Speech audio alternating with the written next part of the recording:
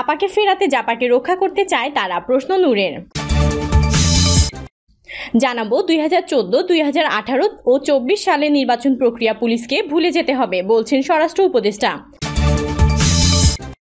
এদিকে সন্ত্রাস চাঁদাবাজের দল পিআর পাচ্ছে না, বলছেন জামায়াতে নুরুল ইসলাম। জানিয়ে দেব, জাতীয় পার্টির কার্যালয়ে হামলায় গণ অধিকার জড়িত নয়, বলছেন রাশেদ খান। আরও থাকছে, 2-1টি রাজনৈতিক দল নির্বাচন বানচাল করার ষড়যন্ত্র করছে, বলছেন আমিনুল হক। এবং সর্বশেষ জানাবো, ফেনীতে দাঁড়িয়ে থাকা ট্রাকের পেছনে বাসে ধাক্কা, নিহত 2 জন।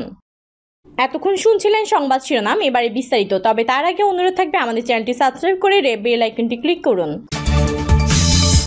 আপাকে ফেরাতে জাপাকে রক্ষা করতে চায় তারা, প্রশ্ন নূরের।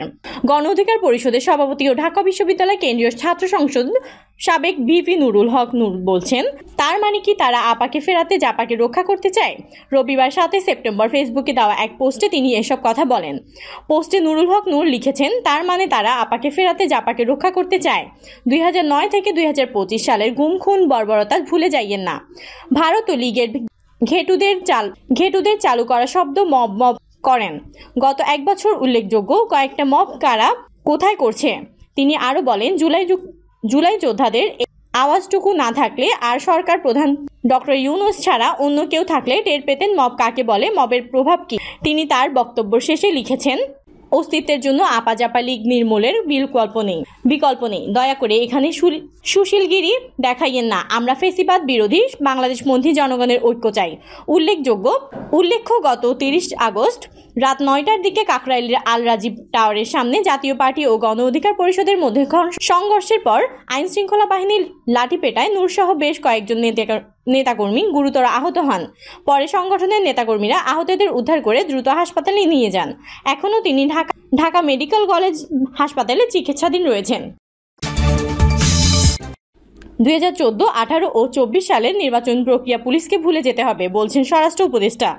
2014, 18 ও 24 সালের নির্বাচন প্রক্রিয়া পুলিশকে ভুলে যেতে হবে বলে মন্তব্য করেছেন স্বরাষ্ট্র উপদেষ্টা লেফটেন্যান্ট জেনারেল মোহাম্মদ জাহাঙ্গীর আলম চৌধুরী। তিনি বলছেন, আশা করব আগামী ফেব্রুয়ারিতে নির্বাচন শান্তিপূর্ণ ও উৎসবমুখর হবে। অতীতের বাজে নির্বাচনগুলোর কথা মাথা থেকে ফেলে দিতে হবে।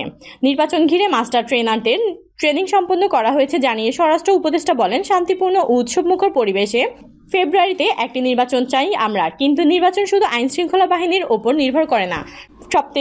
সবচেয়ে বড় অংশীদার রাজনৈতিক দল, তারপরে নির্বাচন কমিশন। পুলিশকে জনগণের জন্য কাজ করার পরামর্শ দিয়ে তিনি বলেন, 2014, 2018 ও 2024 সালের নির্বাচন মাথা থেকে মুছে ফেলতে হবে। আগামী জাতীয় নির্বাচন হোক শান্তিপূর্ণ। এই সময় স্বরাষ্ট্র উপদেষ্টা বলেন, পুলিশ এবার ফেয়ার রিক্রুট সম্পন্ন করে মন্ত্রণালয় থেকে কোনো নাম সাজেস্ট করা হয়নি। আমি যতদিন থাকবো পোস্টিং লটারির মাধ্যমেই হবে, কিন্তু আমাদের ব্যর্থতা জোরে ঘোষণা করা হলেও আমাদের সফলতা প্রচার করা হয় না। হার না থাকলেও এর কার্যক্রম বন্ধ হয়নি জানিয়ে মোহাম্মদ জাহাঙ্গীর আলম চৌধুরী বলেন, ফ্যাসিস্টের দোসরা জামিনে বের হয়ে অস্থিরতা সৃষ্টির চেষ্টা করছে।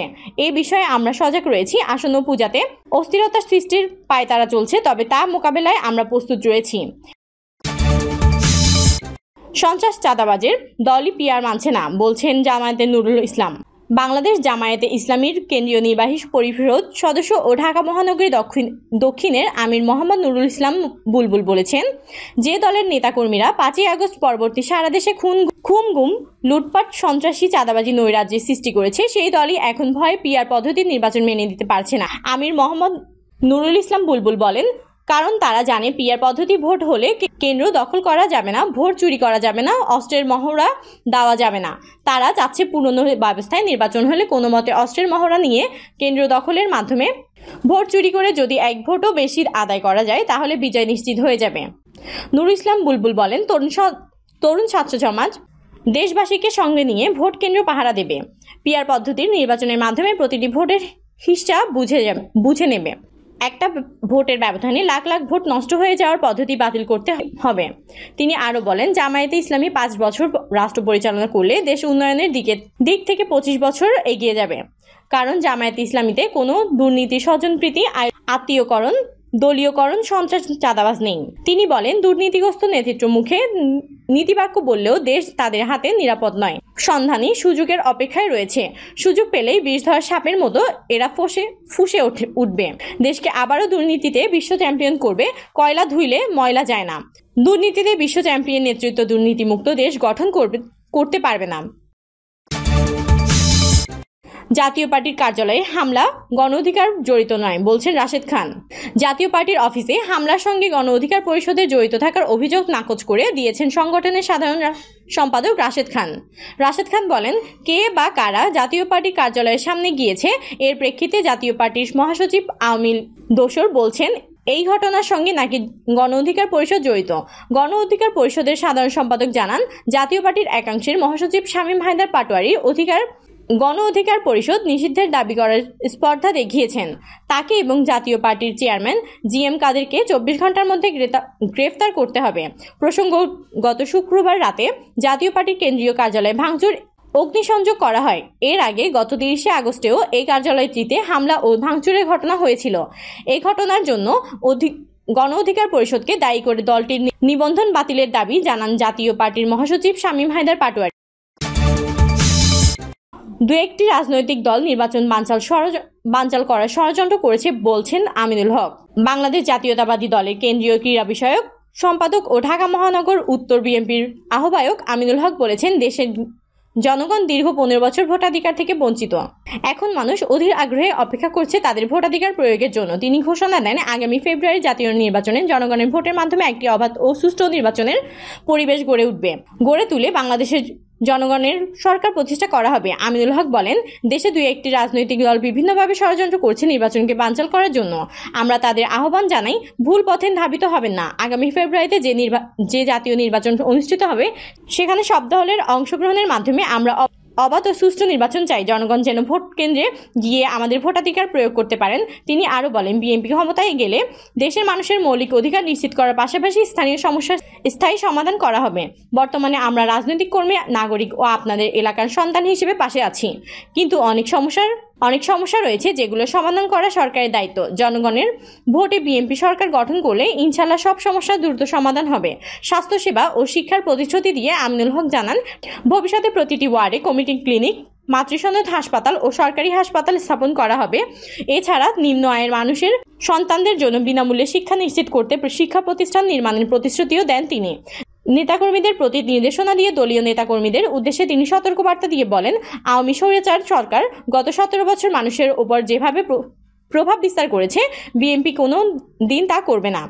আমি নেতাকর্মীদের বলছি, আপনারা জনগণের সঙ্গে একজন সাধারণ মানুষ হিসেবে মিশবেন। বিএনপি নেতার পরিচয় প্রভাব বিস্তার করা যাবে না।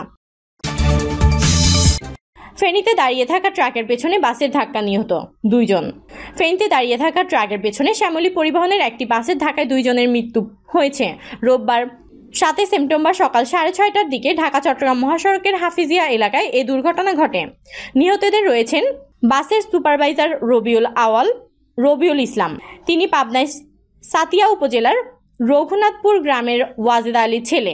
এছাড়া এই প্রতিবেদন লেখা পর্যন্ত নিহত হেলপারের পরিচয় শনাক্ত হয়নি। এই ঘটনার বাস পরিচালক রফিক গুরুতর আহত হন।